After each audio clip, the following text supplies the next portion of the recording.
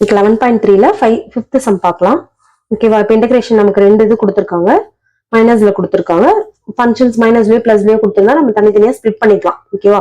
இப்போ integration of 6 divided by 1 plus 3x plus 2 whole square into d x minus integration of 12 divided by root of 1 minus of 3 minus 4x whole square. இது என்ன ஃபார்மேட்ல இருக்கு நமக்கு? இப்போ 1 plus ஒரு ஸ்கொயரிங்ல இருக்கு. ஓகேவா? அப்போ 1 plus 1 divide by 1 plus X ஸ்கொயருக்கு நமக்கு ஒரு ஃபார்முலா தெரியும், என்னது? tan inverse. அப்ப இது tan இன்வர்ஸ் எக்ஸ் இருக்க இடத்துல நமக்கு என்ன இருக்கு? ax பிளஸ் b ஃபார்மேட் இருக்கு.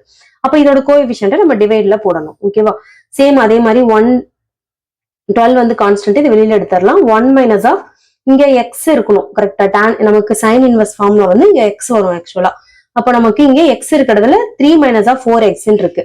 அப்ப நம்ம இதை அப்படியே போட்டுட்டு நம்ம என்ன பண்ணணும்? இதோட கோஎஃபிஷியன்ட் வந்து டிவைட்ல போடணும். ஓகேவா?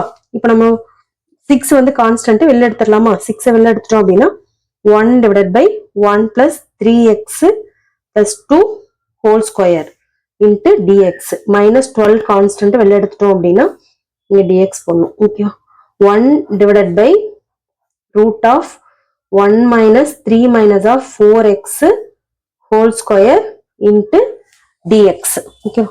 6 இது என்ன ஃபார்மேட்? tan inverse format. ஓகேவா?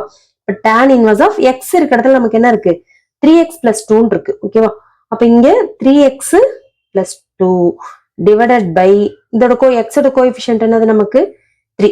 அதை இங்க போடணும். நெக்ஸ்ட் மைனஸ் ஆஃப் 12, இது நமக்கு என்ன formula? Sine inverse formula.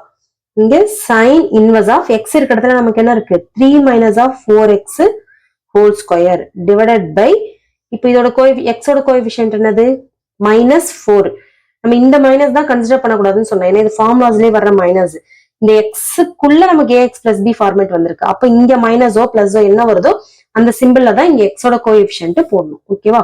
Plus C. இப்ப இதோட நம்மளோட இன்டகிரேஷன் முடிஞ்சிருச்சு. இப்ப நம்ம மேக்ஸிமம் எவ்வளவு சிம்பிளிஃபை பண்ண முடியுமோ அந்த அளவுக்கு பண்ணணும். ஓகே, இப்போ 3ஆல 6 கேன்சல் பண்ணலாம். 2 டைம்ஸ் வருமா?